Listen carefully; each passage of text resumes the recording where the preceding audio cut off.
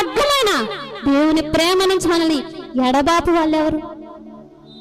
దేవుడికి మనం దగ్గరగా ఉన్నప్పుడు ఎన్ని శ్రమలు, ఎన్ని శోధనలు, ఎన్ని ఆకలి దప్పులు మనకు కలిగినా దేవునికి మనం ఎలా దూరం అవుతాం?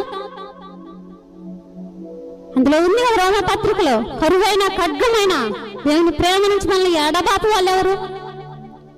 ఆకలి దప్పులు మనకు ఒక సమస్య కాదు, కుటుంబ కలహాలు మనకు ఒక సమస్య కాదు, మనం ఏడవలసింది వాటన్నిటి కోసం కాదు. అవన్నీ ఒక శ్రమలు కాదు, శోధనలు కాదు, బాధలు కాదు. అవి అసలు మనం లెక్కలో తీసుకోకూడదు. ఈ లోక మర్యాదను అనుసరించొద్దని రోమాపత్రిక 12వ అధ్యాయాన్ని మనం చూస్తున్నాం. ఈ లోక మర్యాదను అనుసరించొద్దు.